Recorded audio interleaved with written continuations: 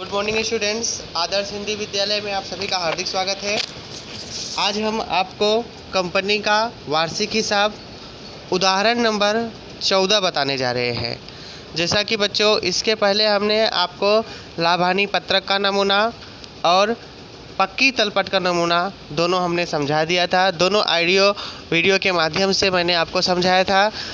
यह सवाल बहुत ज़रूरी है। एग्ज़ाम में 3 प्रकार के ही सवाल पूछे जाते हैं, जो कि मैं आज आपको बताने जा रहा हूँ। एक उदाहरण नंबर 14, प्रश्न नंबर 9 और प्रश्न नंबर 10। बच्चों, अगर आप यह 3 प्रश्न कर लेते हो तो मैं 100% गारंटी देता हूँ कि आपको 11 नंबर मिल सकता है। यह तीनों प्रश्न में से कोई भी एक प्रश्न आपके परीक्षा में पूछा जा सकता है। यह बहुत इम्पोर्टेंट और सबसे ज़रूरी सवाल है। हाँ, हो सकता है कि थोड़े आंकड़े बदल दिए जाए, नाम बदल दिए जाए, तो उससे घबराने की ज़रूरत नहीं है बच्चों, क्योंकि यह 3 प्रकार के सवाल ही पूछे जाते हैं। अगर आप अच्छे से लाभ हानि पत्रक और पक्की तलपट आप बनाए होंगे, तैयार किए होंगे, तो आप यह सवाल आसानी से कर सकते हैं। ठीक है, तो आइए हम उदाहरण नंबर 14 का सवाल पढ़ते हैं और देखते हैं। हो सके तो आपके स्क्रीन के ऊपर उदाहरण नंबर 14 सवाल आ जाएगा। देखिए, आ गया है। ठीक है, पहले हम सवाल पढ़ते हैं। बच्चों, तारीख 31/3/2017 के दिन शिवम लिमिटेड की सकल तलपट निम्नानुसार है। शिवम लिमिटेड की सकल तलपट में विवरण उधार जमा, ठीक है, दिया है। माल सामग्री 1,10,000, स्थायी संपत्ति दृश्य लिखा है 8 लाख, 5,000 इक्विटी शेयर, प्रत्येक रुपया 100 के ऐसे 5 लाख, बिक्री 7,50,000, अन्य उपज 20,000, कर्मचारी लाभ के खर्च 1,30,000, दीर्घकालीन उधार ली रकम 3,50,000, ठीक है। वित्तीय लागत 17,500, व्यापारी देना 1 लाख, व्यापारी लेना 40,000, रोकड़ और बैंक शिल्लक, ठीक है, 60,000, घिसाई 22,500, बेचे माल की लागत 4 लाख, बिन चालू विनियोग 1,40,000। इस तरह से सकल तलपट में यह दिया हुआ है बच्चों। उसके बाद इसमें लिखा हुआ है कि अतिरिक्त जानकारी को हम क्या कहते हैं? अतिरिक्त जानकारी को में कर वेरा का प्रावधान 80,000 कीजिए। कंपनी कानून 2013 के परिशिष्ट 3 के अनुसार कंपनी का वार्षिक हिसाब तैयार करना है। कंपनी का वार्षिक हिसाब हमको तैयार करना है। इसमें समायोजन 1 दिया है। आपको मालूम है कि समायोजन की हमेशा 2 असरें होती हैं, इसलिए कर वेरा का प्रावधान 80,000 कीजिए। ठीक है, आइए अब हम सवाल की तरफ बढ़ते हैं। अब हमें सवाल किस तरह से करना है, पहले क्या करना है, उसको हम समझाते हैं। देखो बच्चों, सबसे पहले आपने अगर लाभ हानि पत्रक तैयार कर लिया होगा, लाभ हानि पत्रक बना लिया होगा, तो ये क्रम में लिखना पड़ेगा। ये हमने पहले से इसलिए लिख के रखा है क्योंकि आपको भी परीक्षा में पहले से अगर आता है तो इस तरह से लिख के रखना पड़ेगा।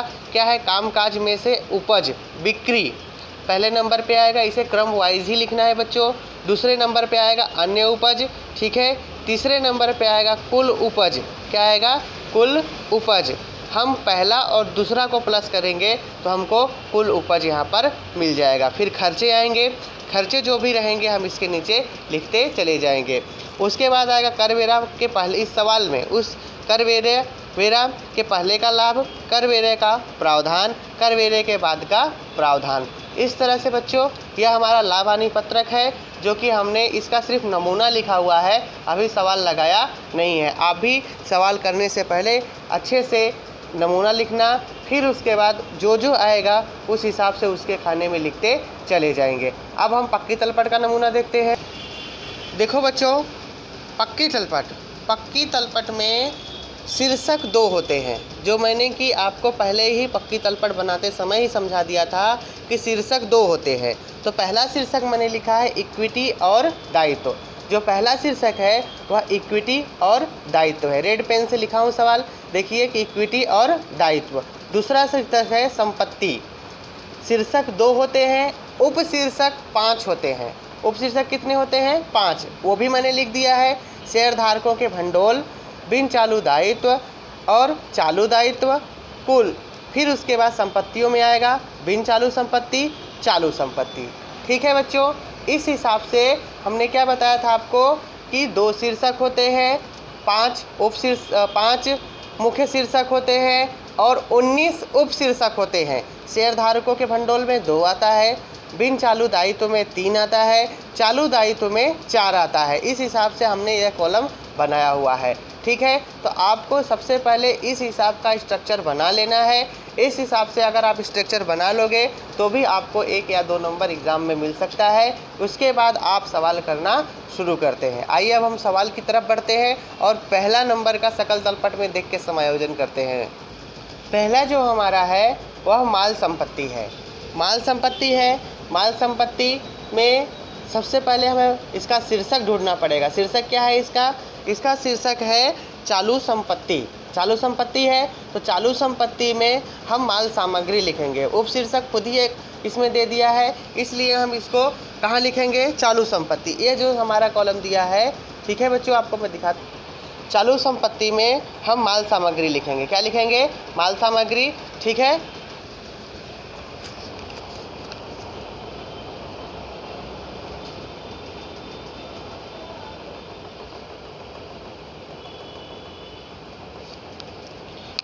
माल सामग्री कितना दिया हुआ है? माल सामग्री हमारा 1,10,000।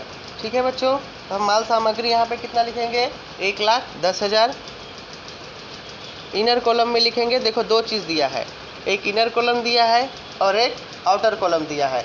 इस तरह से करके हम इसको यहाँ पे इनर कॉलम में 1,10,000 लिखेंगे। ठीक है, अब दूसरा क्या दिया हुआ है? दूसरा दिया हुआ है स्थायी संपत्ति। क्या दिया हुआ है? स्थायी संपत्ति।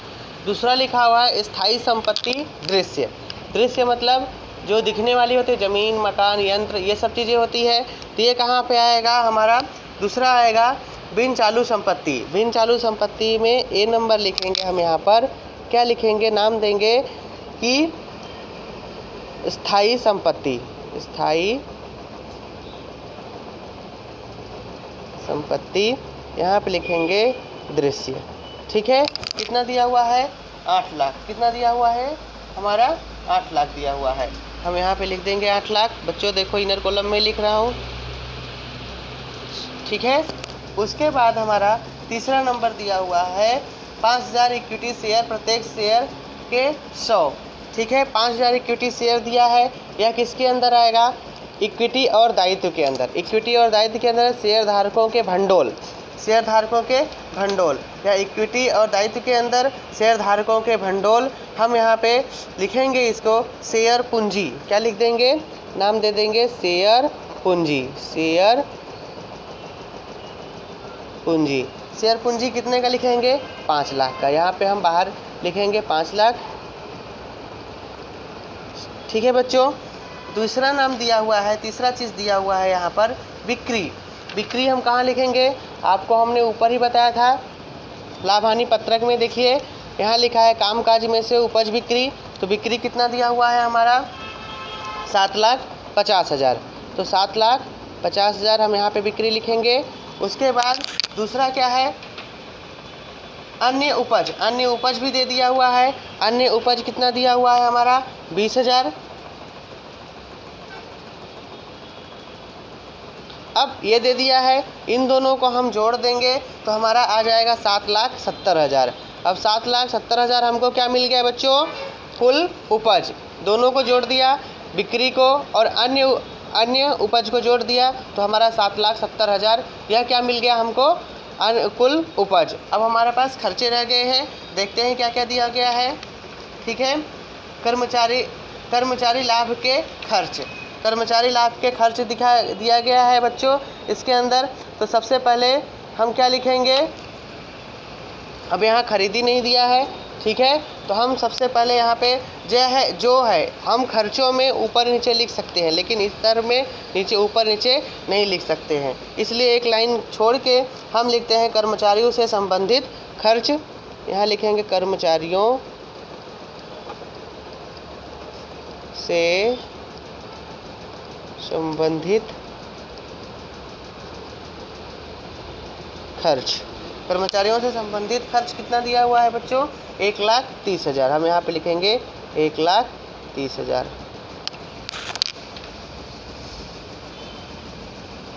दीर्घकालीन उधार ली रकम।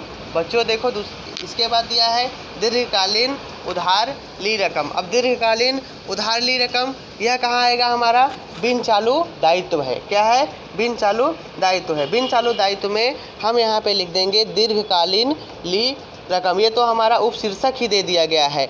ठीक है बच्चों, दीर्घकालीन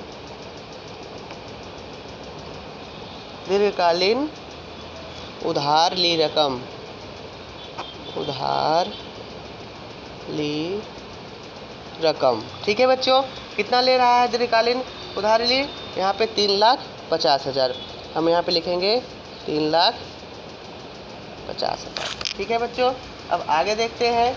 ठीक है, आगे देखते हैं वित्तीय लागत। वित्तीय लागत भी हमारा कहाँ आएगा, लाभानी खाता में। लाभानी खाता के नीचे आ जाएगा वित्तीय लागत।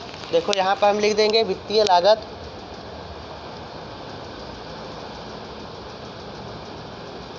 वित्तीय लागत, वित्तीय लागत कितने से दिया हुआ है बच्चों, 17,500 से। हम यहाँ लिखेंगे 17,500। ठीक है, अब हमारा दूसरा क्या आता है, इस तरह से व्यापारी देना।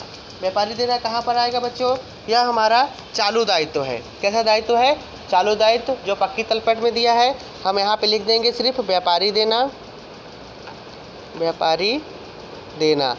ठीक है, व्यापारी देना यहाँ है, तो व्यापारी देना कितना दिया हुआ है हमारा यहाँ पर, 1 लाख। तो हम यहाँ पे 1 लाख लिख देंगे। ठीक है बच्चों, उसके बाद हमारा क्या आ रहा है, रोकड़ और बैंक शिल्लक। रोकड़ और बैंक शिल्लक यह हमारा चालू संपत्ति है। कहाँ है, चालू संपत्ति। क्या लिखेंगे, रोकड़ और रोकड़ समकक्ष। ठीक है, कितना लिखेंगे, कितना दिया हुआ है, 60,000। हम यहाँ पे इसको 60,000 इस तरह से लिख देंगे। बहुत सरल है बच्चों, अगर आप शीर्षक उपशीर्षक याद करेंगे तो आपको आसानी से आ सकता है। घिसाई, घिसाई आपको पहले से ही मालूम है। घिसाई कहाँ आएगा हमारा, घिसाई आएगा खर्चे के रूप में। तो हम यहाँ पे लिखेंगे घिसाई। घिसाई कितना दिया हुआ है, 22,500। हम यहाँ लिखेंगे घिसाई। घिसाई कितना दिया हुआ है, 22,500। 22,500 घिसाई दिया हुआ है। उसके बाद हमारा बेचे माल की लागत। बेचे माल की लागत भी हमारा क्या है, यहाँ पे खर्चा है, तो हम लिख देंगे ऊपर बेचे माल की लागत। बेचे माल की लागत कितना दिया हुआ है यहाँ पर, बेचे माल की लागत हमारा दिया हुआ है 4 लाख। तो हम यहाँ पे लिखेंगे 4 लाख। ठीक है बच्चों, अब यहाँ पे क्या लिखा है, बिन चालू विनियोग। नाम खुद ही दे दिया है बिन चालू विनियोग, तो हम यहाँ पे किस में लिखेंगे, बिन चालू संपत्तियों में ही आएगा, इसलिए यहाँ पे हमारा आ जाएगा बिन चालू विनियोग। यहाँ पे बी नंबर डाल देंगे, बिन चालू विनियोग।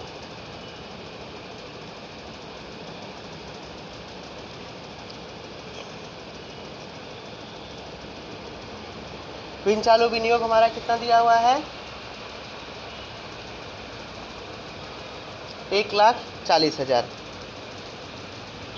इस तरह से सकल तलपट के सारी एंट्री हमने कर दिया है। एक समायोजन है, आपको मालूम ही है कि समायोजन की हमेशा 2 असरें होती हैं। ठीक है, तो समायोजन की 2 असरें होता है। इसमें क्या लिखा, करवेरा का प्रावधान।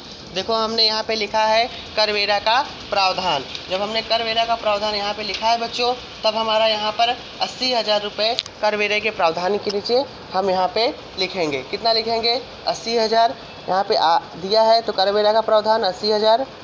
ठीक है, अब इसकी दूसरी एंट्री कहाँ चली जाएगी, आपको हम बताते हैं कि अल्पकालीन उधार ली रकम चालू दायित्व में। चालू दायित्व में देखो, चालू दायित्व में आ जाएगा अल्पकालीन उधार ली रकम। देखो यहाँ पे दीर्घकालीन था, यहाँ अल्पकालीन। अल्पकालीन उधार ली रकम कितना, 80,000। इस तरह से हमारा एक समायोजन था। समायोजन की हमेशा 2 असरें होती है। इस तरह से मैंने यहाँ पे लिख दिया अल्पकालीन उधार ली रकम 80,000। घिसाई भी हो गया बच्चों।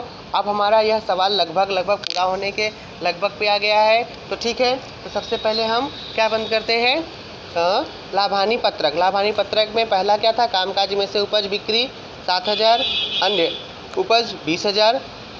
दोनों को जोड़े तो हमारा कितना आ गया, 7,70,000। तो हमने इन दोनों को जोड़े तो हमारा 7,70,000 आ गया।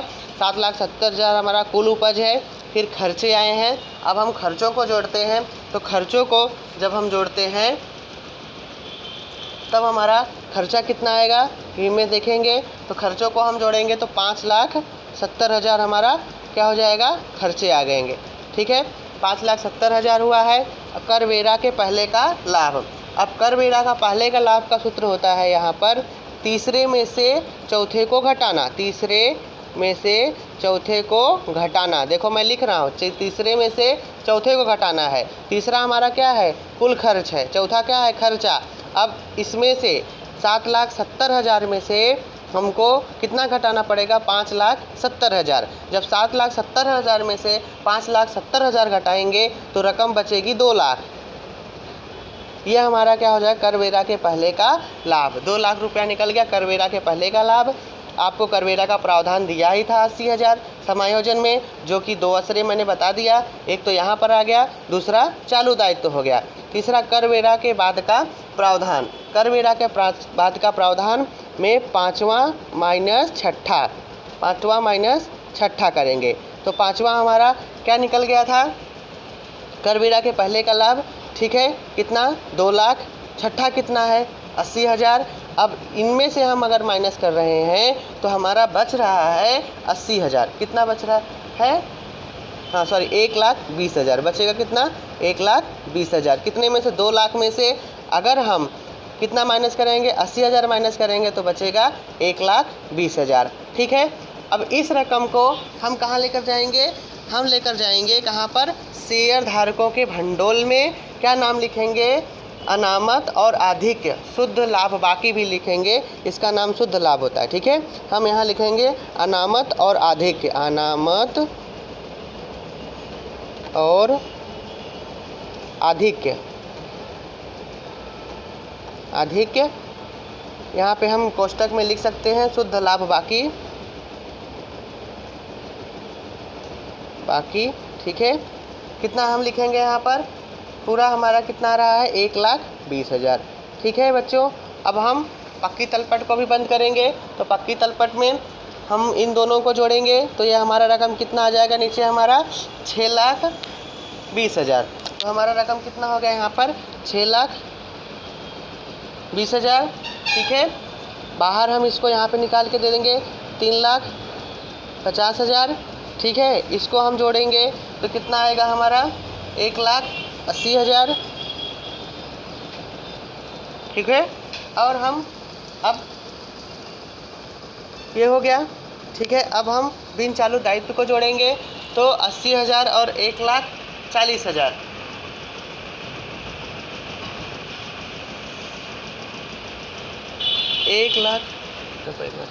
80,000 1,40,000। तो हम इसमें 8 लाख और 1,40,000 को जोड़ेंगे तो यहाँ पर आएगा 9,40,000। देखो बच्चों, थोड़ा गलती हो गई, 8 लाख है, 8 लाख और 1,40,000 दोनों जोड़ेंगे तो हमारा कितना होगा, 9,40,000। इस तरह से बिन चालू संपत्तियाँ हमने जोड़ दिया, इतना आ गया। तो चालू संपत्तियों को जोड़ेंगे तो हमारा टोटल आएगा यहाँ पर कितना, 2,10,000। 2,10,000। इस तरह से चालू संपत्तियाँ और चालू दायित्व को दोनों को हम लोग जोड़ रहे हैं तो हमारा 11,50,000 आ रहा है, 11,50,000। ठीक है बच्चों, इस तरह से अगर हम इक्विटी दायित्व वाले को भी जोड़ेंगे तो यहाँ पे भी आएगा 11,50,000। ठीक है बच्चों, इस तरह से दोनों हमारा मैच कर गया। इधर का इक्विटी और दायित्व का शीर्षक जो था इक्विटी और दायित्व और संपत्ति का 11,50,000 इधर भी आया और 11,50,000 उधर भी आया। इस तरह से आप उदाहरण नंबर 14 आसानी से देख सकते हो और कर सकते हो, और आप अच्छे से करोगे तो ये एग्ज़ाम में हो सकता है पूछा जा सके और आपको अच्छे मार्क्स मिल सकते हैं। ओके, अब हम अगले वीडियो में प्रश्न नंबर 9 समझाने जाएंगे, जो कि बहुत ज़रूरी है। आपको 3 प्रश्न पढ़ना बहुत ज़रूरी है। एक तो उदाहरण नंबर 14, प्रश्न नंबर 3 और प्रश्न नंबर 10। इन्हीं तीनों में से कोई एक सवाल एग्ज़ाम में पूछा जा सकता है। ओके।